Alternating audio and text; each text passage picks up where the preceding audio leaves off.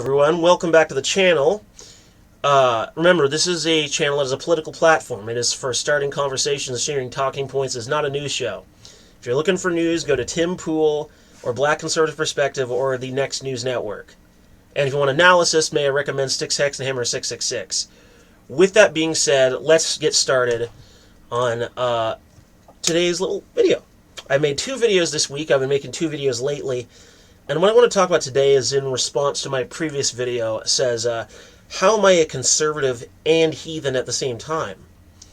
Well, that's an interesting thing. First, I want to talk about the general idea of paganism. Paganism is basically traditional tribal religion. It is typically polytheistic. It is typically things like the ancient beliefs of the Greeks or the Romans or the ancient Germanic peoples, either Central Germanic or Northern Germanic. Sometimes people categorize Hinduism as paganism, and I mean, kind of.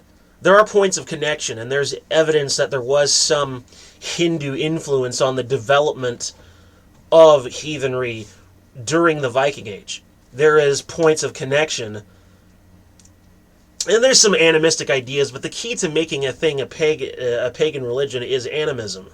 The worldview that everything is alive and everything has a vital essence of some kind. And some things are just anatomical to a larger life form. A rock is anatomical to the earth itself. Like a limb, like your hand. It's by itself, the hand is not alive, it is anatomical. So the rock is anatomical to the earth. Where these things are alive. And I would consider many Native American beliefs to be pagan, because they do share that animistic worldview quite clearly. And most cultures in human history had the animistic view. That was probably the most common, I would say.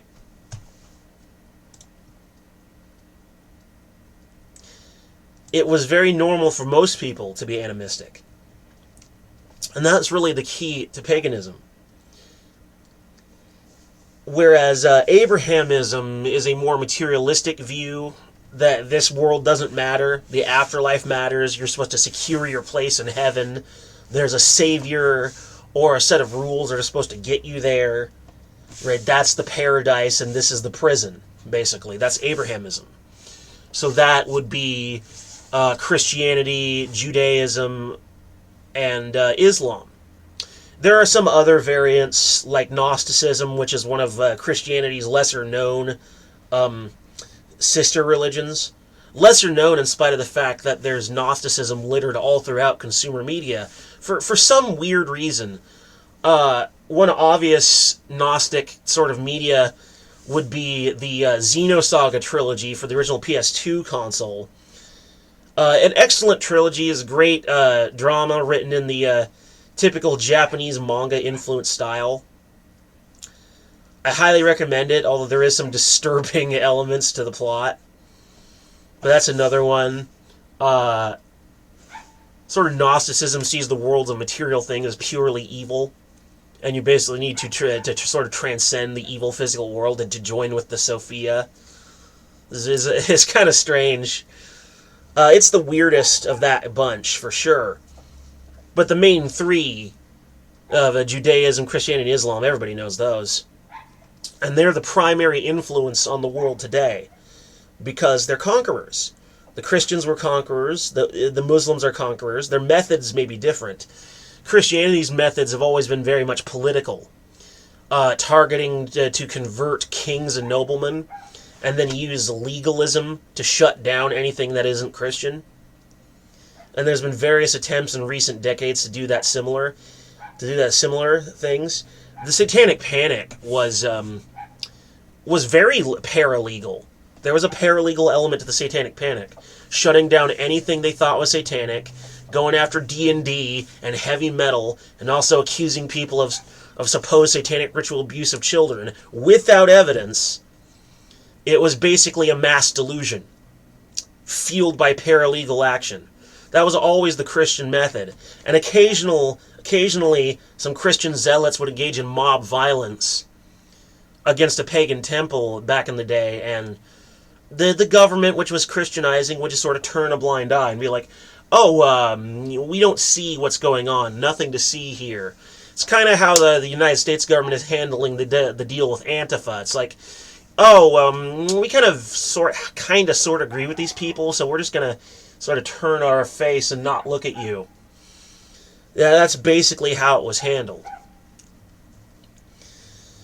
So that was sort of how paganism got replaced. That was the actual way it happened. Now, post-Christianization, the post-Christian era, is not entirely negative, and for that matter, the pre-Christian era is not entirely perfect.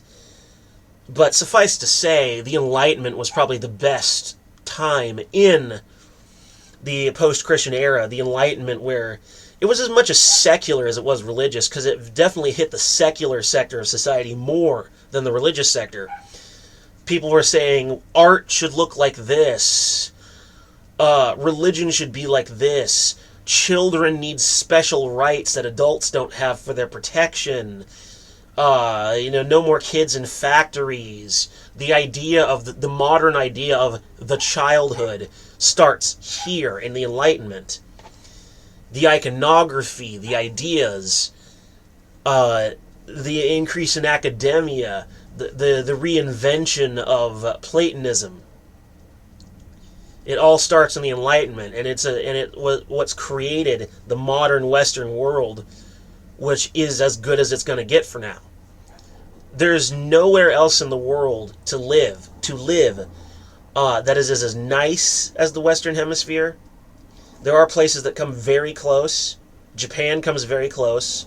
South Korea, various other places. But that's also largely because of Western influences, I believe.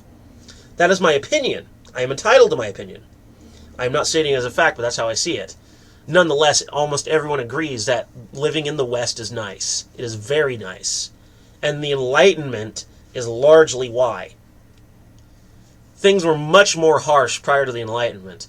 Children were basically treated like adults in smaller bodies. It wasn't illegal to execute, like, say, a 9-year-old. That shit would have happened in Britain previous to the Enlightenment. I'm not even kidding. That bit at the beginning of that one Pirates of the Caribbean movie where they have, like, the 9-year-old and they're going to hang him, that's accurate. Unfortunately, that's extremely accurate. But what's interesting is that while paganism was largely replaced, the iconography is still here.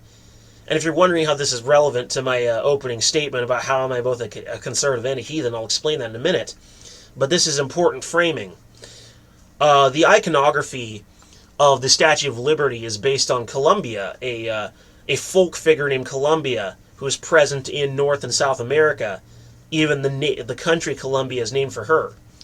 And what's interesting about this is that Colombia is unmistakably very similar to the Roman symbol libertas, which everyone may recognize. Libertas, and that's not only the Latin root word for liberty, but also the Romanization of the Greek goddess Athena. And Athena is commonly associated with the idea of freedom. In fact, slaves in the Roman Empire, to indicate that they were free, right? Most Romans assume that if you're a non-Roman, you have a different skin color than a typical Roman, or your features are different, or you wear strange clothes, you must be a slave. So they had to wear the Phrygian cap to indicate they were free, so no one would treat them like a slave. And the Phrygian cap, in some ways, and this is a little bit creepy, resembles the way the human fetus kind of has its head tucked down slightly. This sort of fertility and freedom imagery associated with Athena draws her attention directly to Libertas and then Colombia.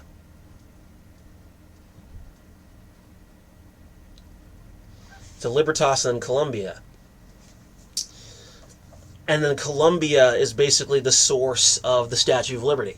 The Statue of Liberty is a Roman symbol, a pagan Roman symbol, as is the Lady Justice, right? Pagan iconography is all over America.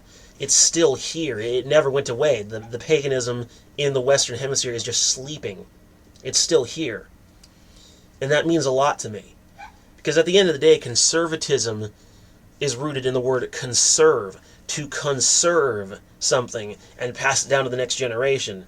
And society grows great when you sow seeds that you know yourself will never get to enjoy. At least not fully. You might enjoy some early archetypal things about that. But ultimately, American iconography is one of the surviving elements of pagan tradition. In order to protect that, you have to engage in some degree of conservatism, in the most classic sense of the word. You have to conserve in order to pass it on to the next generation. And that's how a lot of conservatism is often conducted, even if it's not necessarily defined that way by most. So they necessarily go hand in hand. Because in order to preserve paganism in the era of Abrahamism, you have to conserve it. Therefore, it is necessary for you to be more conservative than progressive.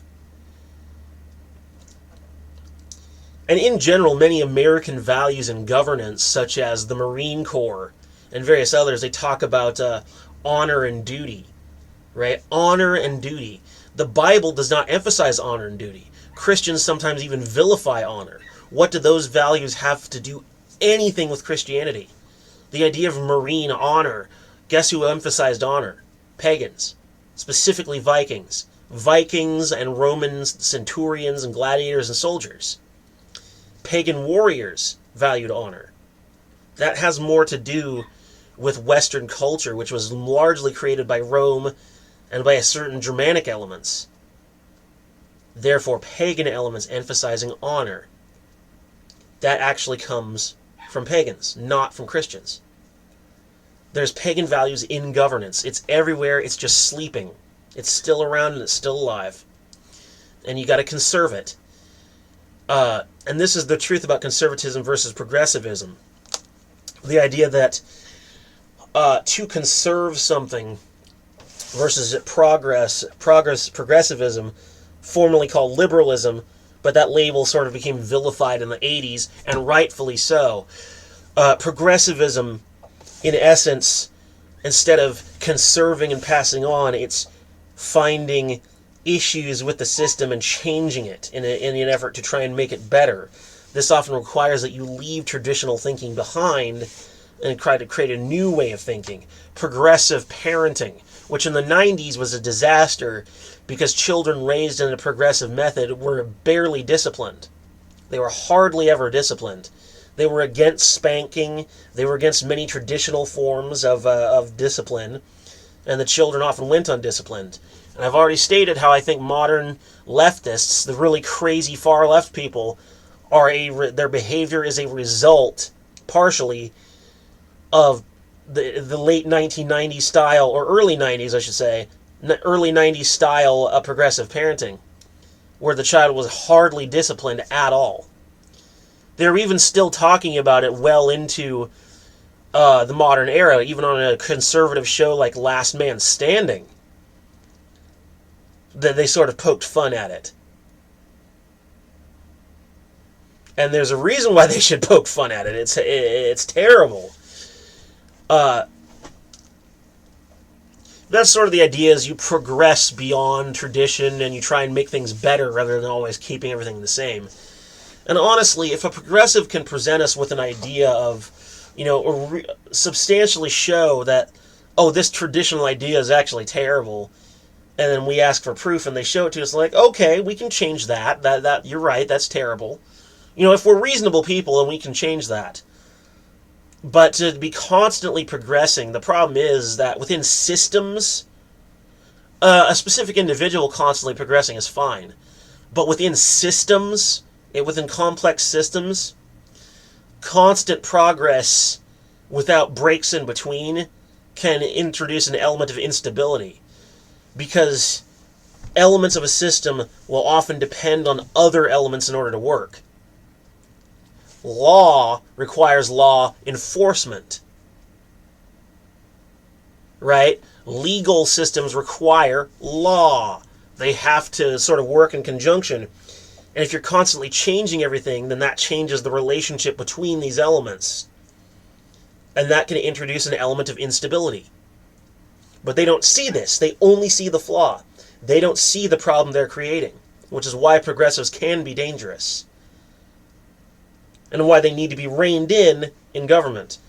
And because of their mindset, they're also generally very bad at governing, because they're always criticizing the system rather than making optimal use to get what they want. Conservatives are very good at working the system to get results, usually. Unless you happen to be a Republican, then they're basically useless because you're constantly bending the knee. Now, approaching the issue of Christian versus heathen values, the values at times are compatible, but largely they're very different. The basic root is Christian values, or Judeo-Christian values, are about what does God say, and how would you want to be treated, basically. What does God say you should do, and how would you want to be treated, is the basis of Judeo-Christian values. Whereas the basis of heathen values is essentially, how do you want others to speak of you? How do you want others to speak of you? And are you uplifted? Or are you down in the dirt? Have you elevated yourself to reach your full moral potential, to be as good as you possibly could be as a human being within your limitations? Or are you lowered down into the dirt and the muck and the mire? And do people speak well of you, or do they vilify you? Do they monsterize you? Because if they're monsterizing you, chances are you've probably done something absolutely horrible and you're down in the muck. The two go hand in hand. You want people to love and respect you, and you also want to be elevated, because it is terrible to be evil. Being evil is terrible. It is not worth that kind of existence. And generally speaking, not only will you suffer, you will make others suffer as well. Every time you do a misdeed, you make the world a worse place to be in. And it's bad enough already. Every time you do a good deed, the world becomes better and doesn't become as terrible as it could be. It's checks and balances. And it does sometimes make use of human selfishness as a motivator for moral action. By rejecting selfishness, Christians have basically dropped one of the most powerful motivators for moral action. And that is an error. That is a mistake. Now, at the end of the day, there is a critical intersection between religion and politics. There's a clear intersection. In fact, there's an intersection with culture. Tim Pool has said several times that culture is downwind from politics. Well, I would also add to that religion is not too far away. It's in the vicinity. The three are tied together. And many systems of occurrence within the natural world do organize themselves in threes, because 3 is a balanced number. Think about a house, right? You have a floor, walls, and a ceiling. The floor holds up the walls, and the walls hold up the ceiling. 3 is a balanced number, and it's a balanced structure. Culture, religion, and politics. Politics is about decisions. Religion is about spirituality, or at least it properly should be. And culture is about day-to-day practice and living. They are all adjacent. They all affect one another. They are all part of a trinary system. So there is a clear triple intersection between religion and politics. People talk about how you shouldn't mix politics with religion, and I don't think that the problem is mixing politics with religion. I think that the problem is putting the wrong people into office. If your religion contains a worldview that allows for people to be irresponsible with power,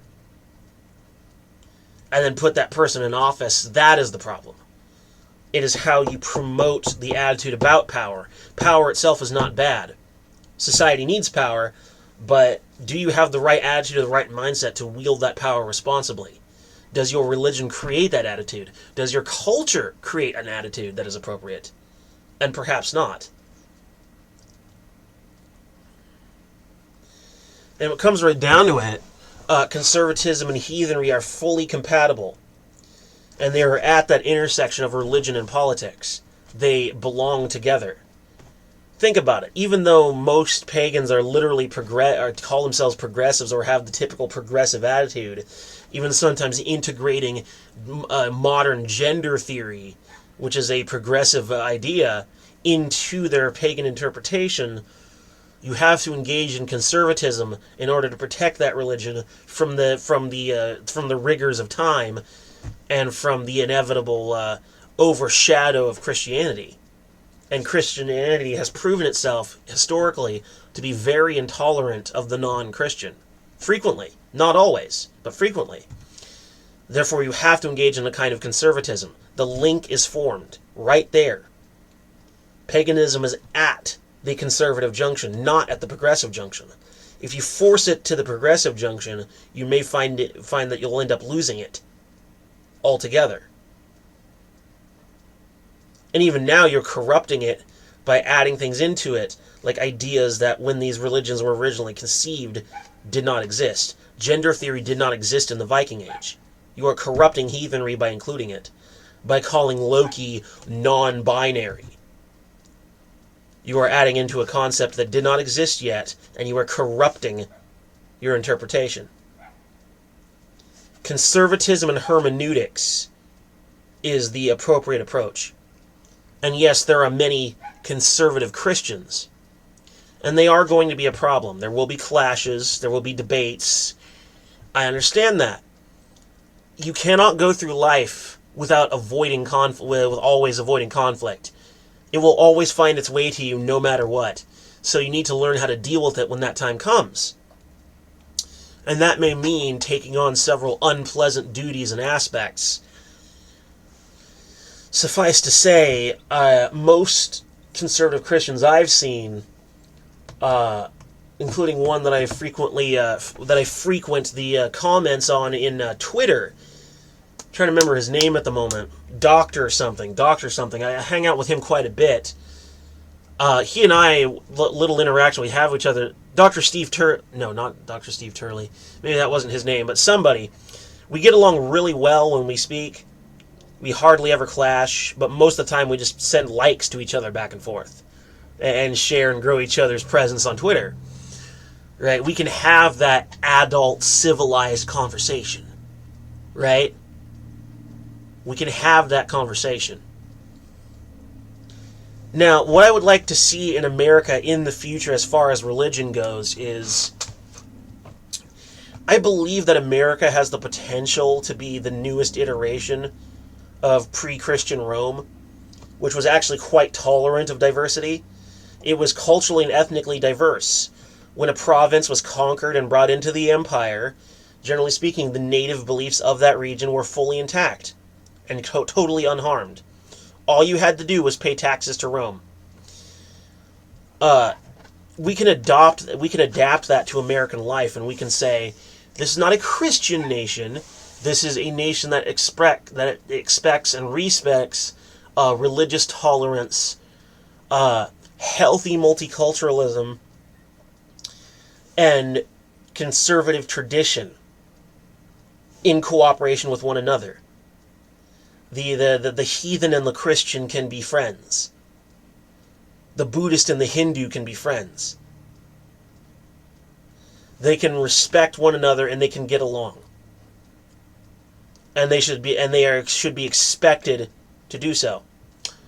And if anyone does not respect those tenets and chooses to discriminate religiously, especially in the Deep South, it happens quite a bit. It can be very unsafe for certain people to live in the Deep South, because OT-style Christians, who are more Old Testament, they can be extremely intolerant, especially of homosexuality. So suffice to say, they should be punished to the fullest extent of the law, and frequently. Frequently. Always press charges. Always make it known that their behavior will not be accepted. This is a multilateral religious country. We have many, many different religions, not just one. Christianity may be the majority, but minority religions deserve to be respected. And if you do not respect them, you will be punished to the full extent of the law. That is what we have on paper in America, but that is definitely not what we have in practice. I remember having to sign a form a while back, or not a form, a form, petitioning to take legal action against a restaurant chain who fired someone for being a heathen. Fired several someones. Some religious Karen, OT-style religious Karen just got a bunch of people fired and telling, we'll hire you back when you find Jesus and blah, blah, blah. The usual intolerance that you can expect from an Abrahamist of any kind, especially from Muslims. The Muslims are honestly worse. But Christians are certainly bad enough. That shouldn't even have to be necessary, that you have to sign a form for a petition just to support someone. It should not be that difficult. These people need to be punished to the fullest extent of the law. And at the end of the day, we need our own pagan conservative tradition. And if necessary, I'll create that myself with academic sources and hermeneutics. With that being said, thank you for watching. In the link below, down below, there will be a link to my books. Please buy, download, and read them. And as always, tschüss. Peace.